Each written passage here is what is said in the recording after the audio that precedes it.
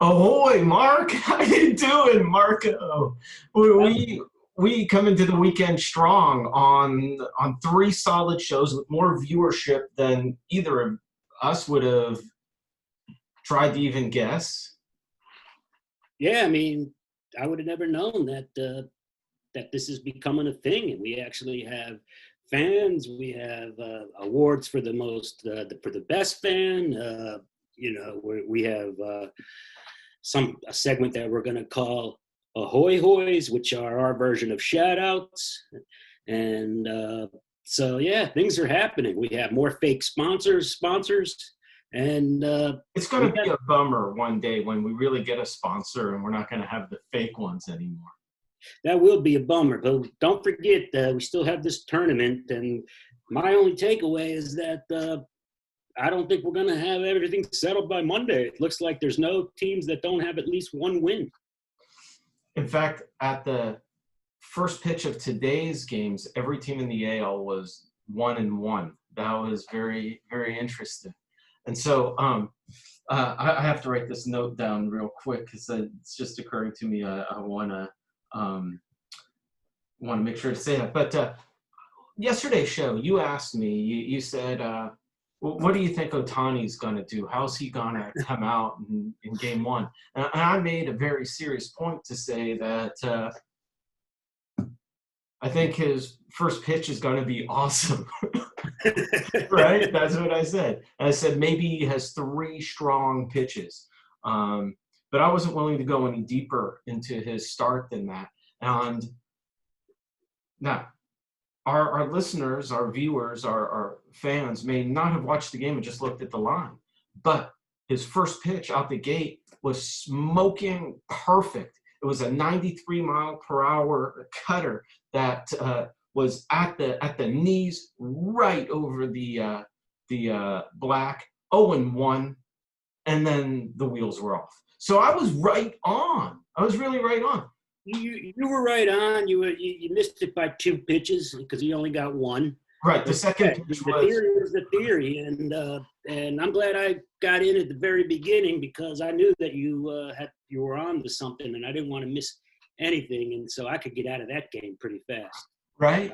But three pitches. He didn't even make it 3 pitches. But what did he get? 5 runs in the first half inning, or what? What's that? How many? Did he get 5 earned in the first inning? 5 earned. I think it was 27 walks. I think it was 1,100 pitches. And my favorite stat is his ERA is just a symbol. It's that infinity. I noticed that. And I think that if you have an ERA of infinity, you're automatically disqualified from the Dazzy Vance. Oh, yeah. So it's been a tough year for Ohtani because he's pretty much disqualified from the best automatic runner on second. Right. Like a goofball. And that's because they can't calculate his ERA. He's got an infinity ERA, just a ... dash thing. He is automatically eliminated from the Dazzy Vance. You want to remind our viewers what the Dazzy Vance is? I do. It's we're doing all of our own unique awards for this year's tournament because as we laid out in episode number 2, if you want to go check that out, and you didn't see it, we're presenting alternative awards because it's not a season, it's an alternative tournament. So instead of the Cy Young, the award for the best pitcher is the Dazzy Vance, because Dazzy Vance, while a really good pitcher, was no Cy Young. Well, he was really good, and I just, I think it's got a flair and a ring to it, the Dazzy Vance. So, you know what team he on your short list for the Dazzy Vance already, since it is a tournament and things are just like, we can't let things creep up on us. I was breaking it down who the current leaders are for the Dazzy Vance, but that made me look up Dazzy Vance. He was a Brooklyn Robin. He was a Brooklyn Robin, and I think he also pitched for Pittsburgh, and I think he had over 300 wins. Well, he had about 115 wins. Really? Yeah, it was he petered off. Those other 200 were the touring softball league. Yeah. They count. with the asterisks, like this year will count. But I was breaking it down, and I was really seeing the leader obviously is Kyle Hendricks with a 9-inning complete game shutout. And really right behind him are Bundy and Cobb. And, I was thinking, Kyle Hendricks, Bundy, and Cobb, the league doesn't deserve to have any fans. I thought you were going to say they were all Orioles at one time, because maybe even Hendricks was an Oriole for a short time. In the minor leagues. And maybe. But, so, yeah, it makes you think about the Orioles. I mean, not only did they not commit to their exit strategy by Monday, but they're in first place, technically. Well, they ran into a disaster. This Red Sox team is really a disaster. That starting pitching, what is that? I don't know. I can't explain it. I mean, is it just? I mean, they don't have the manager. They don't. Core is not there. I mean, what do they need? They don't have the arms. And look at what these guys are going to do when they go up against powerhouses like the Yankees or even Tampa Bay. If they're making Baltimore look like murderer's row. Yeah, and I think a lot of Oreo fans are thinking, oh, maybe the Baltimore offense is a little underage. Slow down, Baltimore. Slow the heck down. But what's going to be interesting, and there's many angles to this, and they go to Miami tomorrow. Now, Miami is a shit show. I mean, the Marlins are dropping players like flies. And I don't want to belittle it. It's a serious disease, the COVID-19, but the tournament is all about the COVID-19. It's all about the protocol, how managers are going to manage that. But they lost a few hours ago. We found out that earlier today, they found out that they lost 4 players. 3 of them are starters, and one of them is their veteran 28-year-old stud, Jose Arena. So there's a lot of ways to look at it. The number one. You call Arena a stud? Well, he's not. He's their number 3. Let's call it. Oh, he's their ace for sure. But is he their ace or number 3? Well, I guess he's their ace at some point, but now he's in COVID protocol, and so there's a lot of ways to look at this as an Oriole fan. And I'll just be real quick, but I got to talk about the Birds. Now all of a sudden they're in a rush to go to Miami for 2 games, and then Miami comes up to Baltimore as if there's not enough infections going into Miami. Now let's get everybody who's been infected come back and infect everybody in Baltimore. And again, I'm not belittling it, but then there's the angle, whoa, are these Orioles going to be really getting a big jump because they're playing a depleted team? So let me ask you directly, as an Oriole fan, would you rather take the risk that your team has a real shot to go 4, 5, 6-1 on the season and maybe gets a little COVID, or they go to a safer location and they come out 3-3? Repeat the second part of that question again. They go to a safer location, but against a team that doesn't have anybody who's COVID positive and isn't. Switch up the schedule. I see. Yeah. Well, you present that like the lawyer you are. You kind of lead me into, hey, I love that, because you see how excited I am. I'd rather them switch up the schedule. To be honest, I don't want to sit. First of all, I don't want to be sitting there being happy that they're playing a depleted team because these people are sick. But the last thing I want them to do is to go right down into Miami and then come back right to Baltimore with the sickest team on the planet. Philadelphia got to play a depleted Miami team and got their asses kicked. That's interesting. That is very interesting. I don't know, but Harper's doing pretty well. And I know last year he was on your radar for that won't last. Overrated. Most overrated. It won't last. But you talked about the Dazzy Vance. Did you mention anything about Kershaw on that show? I mean, should we go to what does Michael Driggs have against Clayton Kershaw, or are you going to have anything to say about that? I've seen him around. I think he's really got a sore back. I don't think it's the quote sore back. I see him around, hanging around. Are you convinced? Is there something you want to say about him? Do you want to reveal what Michael Driggs has against Clayton Kershaw? No. Okay, well, that's the end of that segment. What does Michael Driggs have against Clayton Kershaw? Yeah, so I don't know, man. It just, to me, it seems a little risky. They are playing a depleted team. I'm not particularly excited about that because it's, I mean, I got to be serious for a moment. I don't want to see people get sick, but it just seems inane to me to go right into the heart of the line and then say, okay, we may or may not have survived. Now take the people from the worst place on the planet and bring them right into Baltimore, who, in the Maryland area, we're doing good.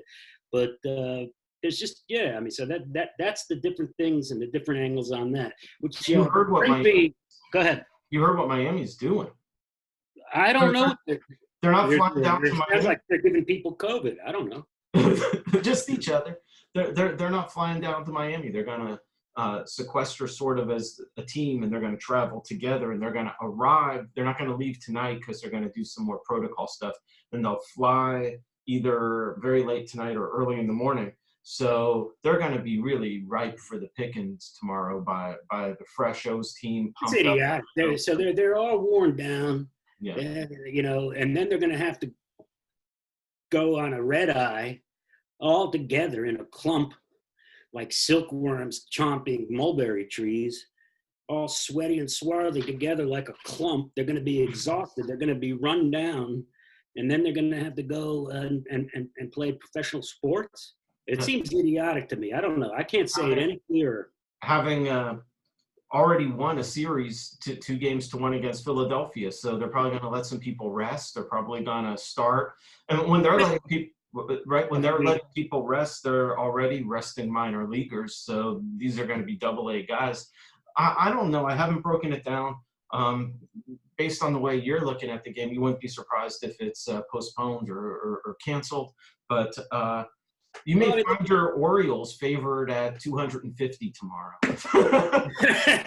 We thought we'd never see that at all. But I guess what I'll end with this rant here is that we could find out if it is, if I'm either just being hysterical, or maybe it'll turn out better. But if I'm not being hysterical, and then it goes bad, and we see that they go in there and come out, we might find a big hiccup and a big flat pause in the tournament. If this gets really, really worse. It's something to pay attention to. But what about Wojciechowski?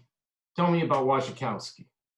Oh, okay. So we're talking about money. We're talking about numbers. Yeah, Wojciechowski. He was a free agent last year and picked up from the scrap heap. And he was supposed to be like one of their solid young 28-year-olds that was a journeyman. I don't think much of Wojciechowski, to be honest with you, and I wouldn't put any money on a Wojciechowski. But he's 31 years old.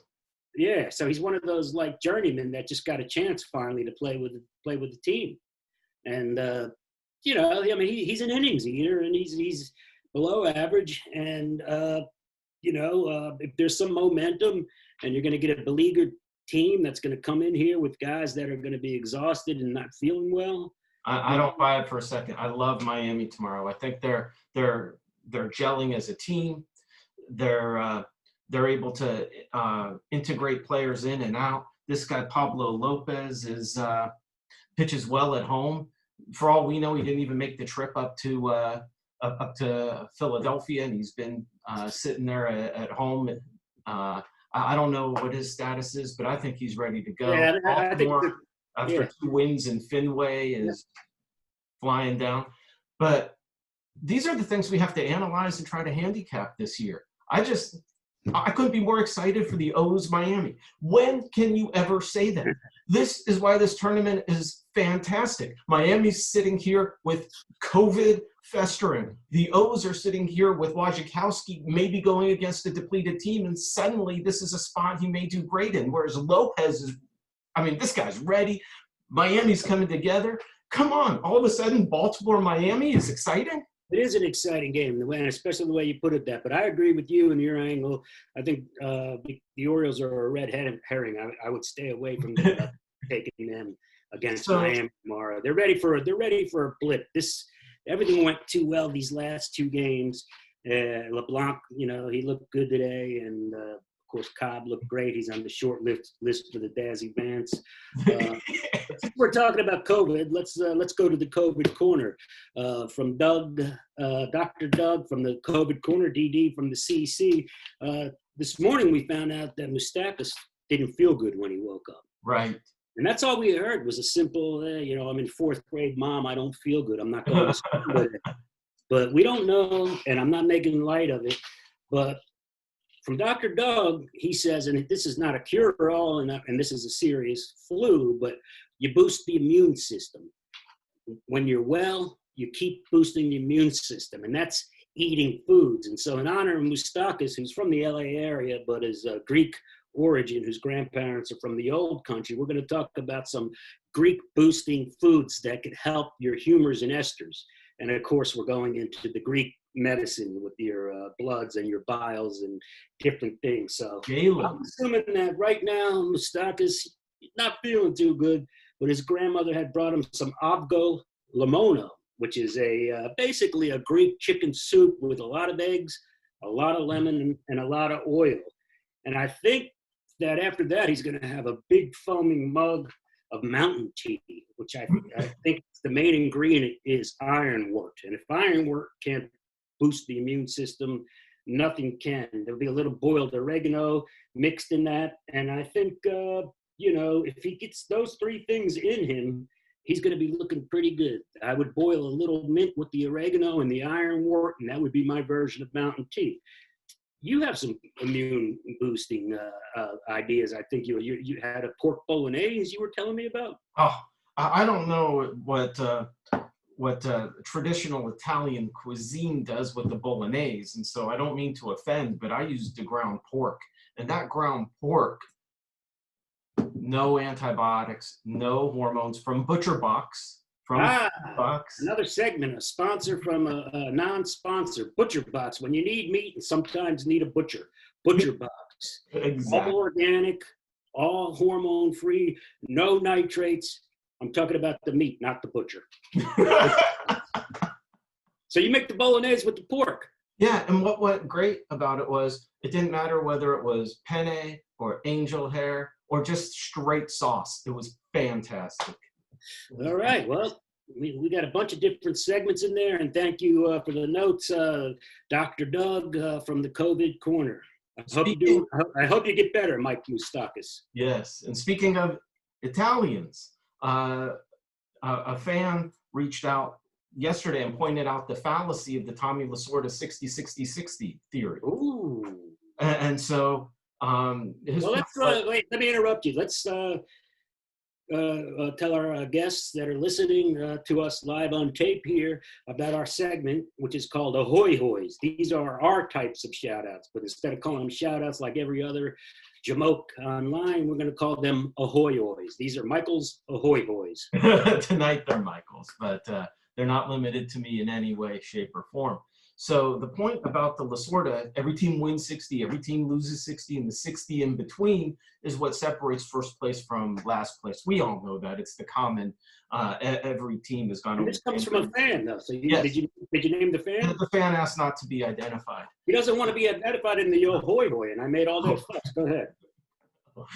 Hey, we respect people's privacy, right? Okay. But the point was that Lasorda is one of these guys who, when they say things, sound good until you break it down. And his point was, when you break it down, there's 2 games missing, because you play a 182 game season, 60 games won, 60 games lost, 60 in between is only 180 games. There's 2 games missing.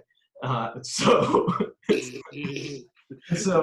what's so interesting about that is when you try to apply that as a overlay on this year's 60-game tournament, it really shouldn't have been 60 games. It should have been 60.222 games. And so everything we're doing really should be a 0.2 on top of every kind of analysis we have. And so nobody told me there was going to be math. Right. And it's very difficult for me to do the math because it's 22.2. And in hockey, for example, if it goes to overtime, you can have an overtime loss. It's only worth 1 point. But we now have overtime in these tournament games. It's not really extra innings, it's overtime. And so it should be like an overtime loss. If you lose, it should count as .2. Should be a Yeah, I mean that makes sense to me. And why not? Why not have and then you don't need an automatic runner or extra innings. You can do a point for ties and a .2 and all this and everything. Yeah, just keep on throwing the shit to the fan, man. I'm digging it. And So the go same. ahead, wrap it up. I was going to move on to the Detroit Tigers. Okay, well, did you? I thought maybe you wanted to do some more of those ahoy hoys if you had some people. I have them, but they're all very long pieces of that deserve to be separated out in their own right, not intermixed. All right, well, we'll have to do that for another show when we do that segment, I guess. Well, we'll get to all of them tonight without any problem. So we're going to reintroduce the segment, and then you're going to do it later. You simply just refuse to do it right now. It's a trick. Well, I'm still in the same. This is your way of saying you want to still call it Michael Driggs's. You don't want to call it Michael Driggs's ahoy hoys. I don't think ahoy hoys works. Nobody knows that was the preferred salutation for Alexander Bell when he said before people started saying hello. Well, ahoy hoy. Ahoy hoy means there's an ahoy and then the hoy. This is the hoy part of the ahoy. Okay, all right. We can get it up to later. Let's talk about Detroit. So the same viewer noticed that I said I'm starting to get a beat on Detroit and starting to understand what they're trying to do this year. And this viewer was very intrigued by that. He wrote and said, "What the hell is Detroit trying to accomplish this year?" And so I found it necessary to write out my analysis because I'm so used to just keeping it all up here and skipping the math. So I've broken it down, and it's just clear to me at this point. I'm going to share some of the technical analysis of the psychological handicapping that goes on. So okay. So we're getting down into the weeds. But it'll be interesting. Yeah, my analysis is that Detroit only won 59 games last year. They're trying to win more than 59 games, which means once you do the math, that now because we're in this tournament season, it's ridiculous to try to win 59 games, right? It's got to be applied to the 60 games, which means they're really trying to win 22.2 games minus 1. Because that would get you to 181. So they're trying to win 22.2 games minus 1 divided by 60, 180 seconds. That's what Detroit is trying to accomplish this year. But the thing is, they really don't want to be rushing their young players up because they're just not ready. So they've signed a bunch of guys to one-year deals, guys like Cron, who hit another homer today, Romine, Maben, even some pitchers, Nova and Godley. So that's what Detroit is really trying to do. They're trying to put a few more wins on the board than last year. They go with these one-year deals, but basically COVID hit. And so the Tigers have signed a bunch of players to get some wins because their players need more time in order to advance. So they need to be down in the minors. But the minors have been canceled this year. So basically the Tigers continue to have their heads in their asses. That's what's going on with Detroit. But at 2-1, they're still very much in it. Oh yeah, I mean, if you're a 2-1 team right now, there's no undefeated teams. I mean, the best teams are 2-1 right now, so you're looking good at 2-1. So they should rely more on these one-year deals, or start to let their guys play. That's what Detroit wants himself. And again, I'm going more with the gut and less with the science. And thank you for breaking that down because people need to know that you're putting in a lot of work. I'm here all good time, Charlie, but you're busting your ass putting in the work. And I mean, you didn't even have time to put your hair up. I mean, that's how busy you are with the goddamn crunching the numbers. And so, but I really do have a feeling like these teams like Detroit that are 2-1 and the O's that are 2-1. I just don't think that that's going to be any sign that they're going to, be in the hunt. I really don't. So I would start thinking about betting against these teams and looking for these teams to start losing 2, 3, 4, 5 in a row and start getting eliminated from the tournament. Oh, you meant games. I thought you meant players to COVID. Oh, I'm sorry. I shouldn't laugh at such hilarity. So how about another ahoy hoy to our good friend and good viewer, Brian Dale. who saw our segment on the piped-in crowd noise last night, and he thought it was hilarious and asked if the sound guy is going to pipe in booze when Donald Trump throws out the first pitch. That's That's what would happen to him if there was a crowd in New York. But did you see what was decided on that today? No, I didn't actually. He's not going to. They canceled that. He was so sure that they were going to pipe in the crowd booze that he decided not to come in. But They wouldn't. The Yankee Stadium would not commit. The iPad guy on the iPad would not push number 3, which is wouldn't commit to that. so he wouldn't commit to that. Yeah, so he won't come because he's afraid he might get sick, or he won't come because he's mad at the governor. I think he won't come because the crowd is going to look like the crowd at his rallies. Okay, yeah, I think that's a good point and hilarious, by the way. So a third ahoy hoy? How about a third? Wow, now you're really getting it. All right. My brother Gary sent in some commentary about our piece on the knuckle curve. So let me give a little background on Gary. He was a stud pitcher, much like Arena, but he was a stud. He stood 6 feet tall, thin as a rail, and had a fastball that could hit maybe about 75 miles an hour. So his best pitch, as he points out, was the knuckle curve. And so it's hilarious because he sent in, I want to just read exactly what he wrote about that. He says he's looking forward to the show tonight, so hope you're Thanks, watching. Gary. He says, let's see, he says, that was my best pitch, and we were close on our analysis. You know, I was always a hitter, fielder. You were I think you were a first baseman? Is that? You're talking to your brother right now. You. Hey, I played second base. I was a second baseman, a pretty strong arm, great hands, great fielder, but I could never hit. Oh, well, I was always a leadoff hitter and a speedster, and I could turn a double play better than most of these guys still can in the majors. But he says that was his best pitch. He says the knuckle curve acted like both a knuckleball, so no spin on the laces, and it would curve like a curveball.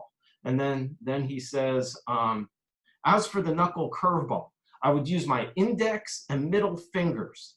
I would hold it with my nails on those 2 fingers across 2 seams. I would then throw it like a curveball. My motion was from 12 to 6. Okay. It would have no spin and then would just drop down. Ideal, it would start at letter high and drop to shin high. So a big non-spinning drop. Coming in at about 50. At about 50. And you would call that, technically, you would call that an ephus pitch. That's the technical term for that, the ephus pitch, or what the cartoon term, I think that we would call that would be the burger balloon pitch. The burger balloon. It was the burger balloon. And nobody could hit it. He threw a no-hitter in a high school game. The only person who could hit it was me. I just sat up there with my stick saying, do another one, and then just smack doubles. I'd sit there and say, this is going right over the third base bag. Bam. But this goes with your theory of being, we watch baseball our whole lives, and we watch major leaguers, and almost all of them are like got their back foot almost out or on the line of the batter's box. But your theory has always been be in the very front of the batter's box, daring the pitcher to throw it by you. And then if they throw the breaking stuff, you're right there to land it. So maybe that's why you ended up being so comfortable at the front of the batter's box, which is in opposite to what I see most major leaguers doing. So now it's all coming clear, and that's why you were able to rail. Sorry, he was able to rail you, Gary. He was able to lace you. He told me to all fields, but I think he also told me that you pitched a no-hitter once, and and it's nice that you have a pitch named after you, the Burger Balloon. Yeah, we gotta get that back out on the field. Well, we gotta get that back. So let's talk about the spam email I got today. Go ahead. So I get a spam email, or not an email, but a text. So someone's got my phone number somewhere, and quality picks, nothing but the best. We're in beast mode. Major League Baseball picks start tonight. No BS, no headaches, just quality picks. You, tonight, the Braves Mets, pick Mets minus 110. Nail it. Wow, good pick. Did they lose by 10? Look, this handicapping and betting is gambling. There are times when you are just off and it is a disaster. Like that guy. Well, that's the whole point. And I'm not saying I've never had a game where I analyzed and it turned out to be what was the final score of that thing? It was 10-1 or something. I don't even remember. At one point, it was worse than it was 14-1. 14-1 was the final, and it wasn't. They got 17 hits. They were up 7-1 after 3, and it was downhill all from there. I'm not saying I've never had games like. Let me ask you, what do you think that guy's doing now? You think he's drowning his sorrow? The guy that sent you that, and it was so juiced at it, he probably put his whole knot on it. You think he's drowning his sorrow with cheap bourbon right now in a gutter? No. That guy sent however many texts out. He sent the same amount with Atlanta plus one plus maybe even, right? So now he's got 50% of his folks. We don't do that here. It's a scam. It's just a scam. Even if that came in, it's you just know. The point is, don't take your plays from spam. If you're going to lose with us. That's the spirit. Right? You'll get some good analysis and you'll be able to understand what didn't work out, why it didn't work out, and you'll know that it was a loss that was well earned, that was well deserved. So if you're going to lose with us. Yeah, I think the people that will be with us and get on our email list and take our plays, they'll appreciate a good loss just as well as they will appreciate a good win. I mean, obviously people want money, but someone in their heart is going to believe that, hey, that was a good loss. That was good advice. Driggs, I'm ready. Here's my, I'm on the list. Give me some picks because that was a good loss. We're going to have some good losses here. And really, it's not even about the play. It's about the analysis. And so when you look at the pick, there'll be a little write-up, and it's the information. You may look at that write-up and say, how the hell do you conclude that it should be this team that you should be playing on? A good analysis lets the individual look at the analysis and say, that's an interesting analysis, but I like the other side. And we're not charging. We're not dealing in bombast. We're not dealing in hyperbole. And in fact, we're going to add to our segment promises, another segment of the show, and we will promise that no matter what plays we put out, we will never scream at you like that. Another promise. And we will never give you bombast. We will never give you hyperbole, and you will never be spammed. That's added to the promises. So if you ever see anyone, and I'm the one who gets excited, I get excited. But if you ever see bombast, hyperbole, or us screaming a play at you, you call in, you email in, and you get a prize. You will get a prize, but you'll never see that, and that's a promise.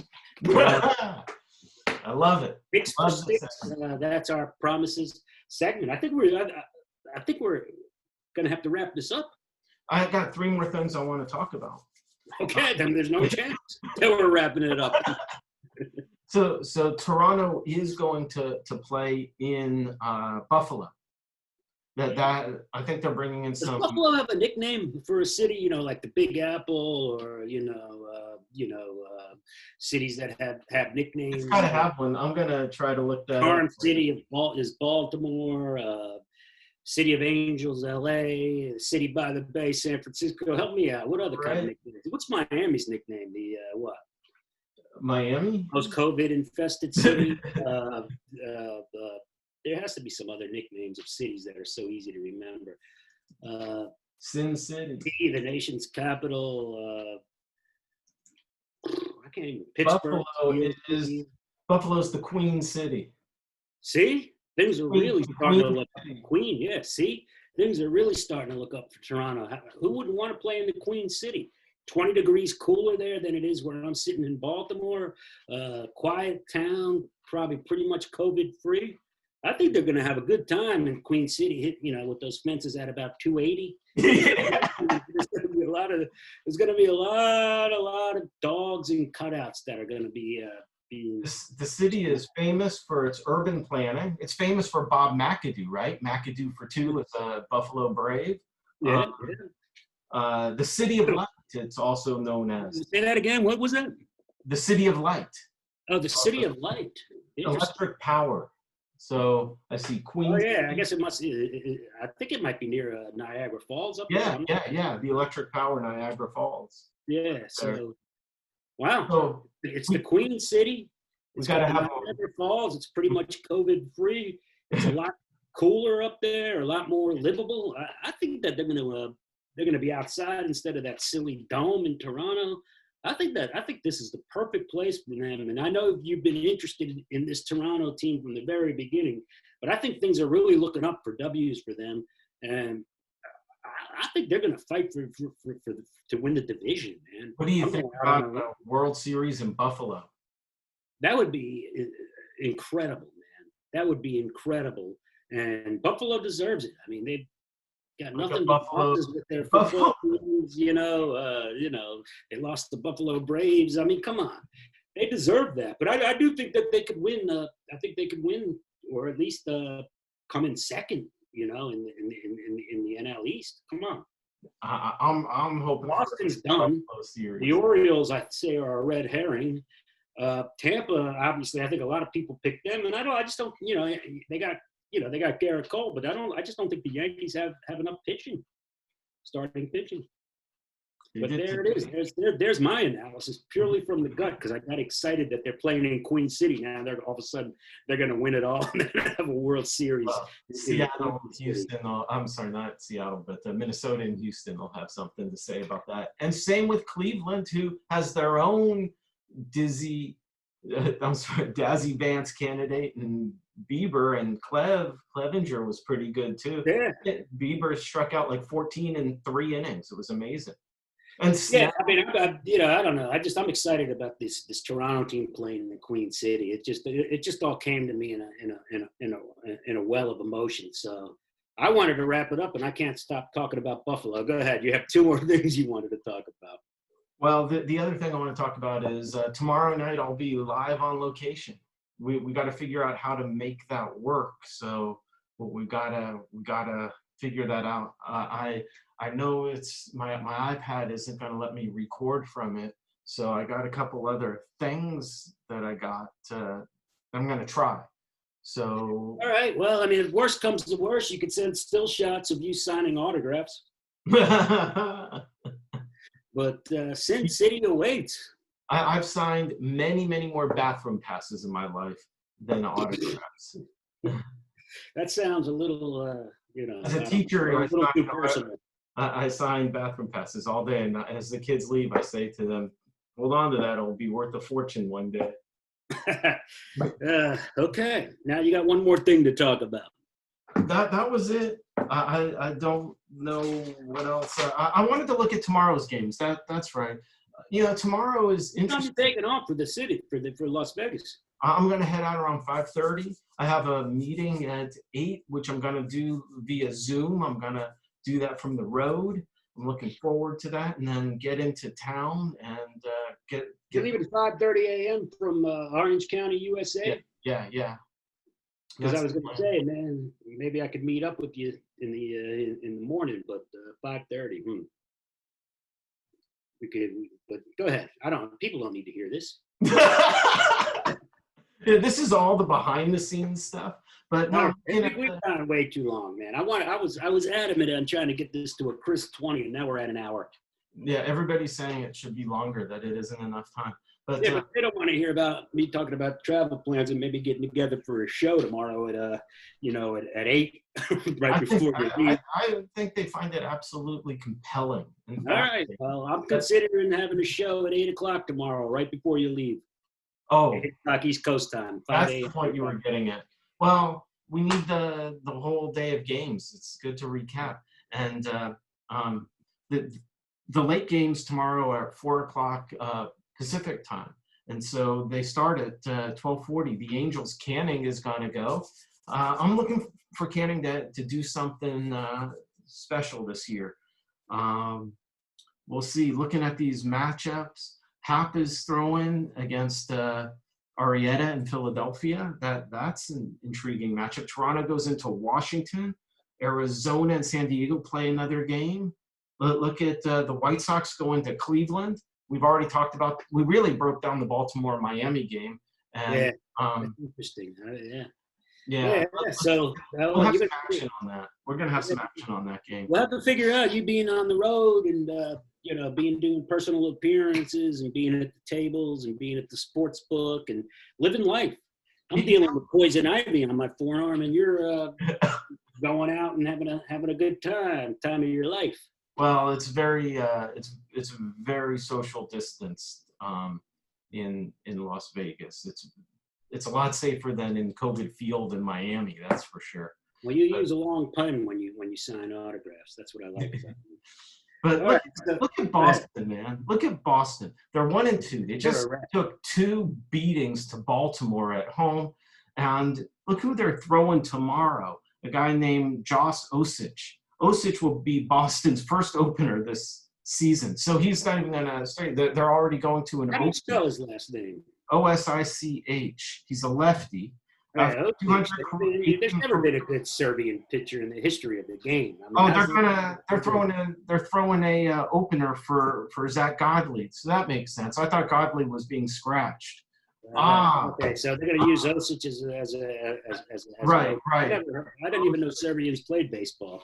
He's got a lot of relief appearances, and I was gonna make fun of how they're having to use this reliever to start the game, but now it makes sense that he's just an opener for Godley. Cause I'm just kidding about the Serbian thing. Relax, everybody. So I think I talked over it anyway. Good. I hope you did. So that's all I got. I think we'll send out a pick or two based on the criteria we laid out. Did you get a text from a fan? No, I got a text from a Serbian. This has been the worst show he's seen so far. He's not happy. Well, I think it's one of the best, and I missed whatever's going on. Yelich is Serbian, and he's one of the best players in baseball, so please forgive me. Go ahead. He's great. So I think we covered everything, and we got everything in the 20 minutes that you required. All right. Well, have a safe trip, and let's figure out how to get a show on its wheels tomorrow. I'll be available from the home office in Maryland, and thanks for breaking that down, getting into the technical stuff that I don't thrive in like you do, but I love hearing it, and I think our fans will. And I think the show went on a little long, but we'll do better next time. I just stole that from Tony Kornheiser. I didn't do that on purpose. A little long, so. No, he always says we'll do better next time, but I didn't mean to steal his catchphrase. You're falling apart, Mark. I fell apart today. Yes, yeah. This is probably my last show. All right, everybody. We love you, and we'll see everybody live on location tomorrow with a couple winners in our back pockets. Peace. All right, man. I'll see you, bud.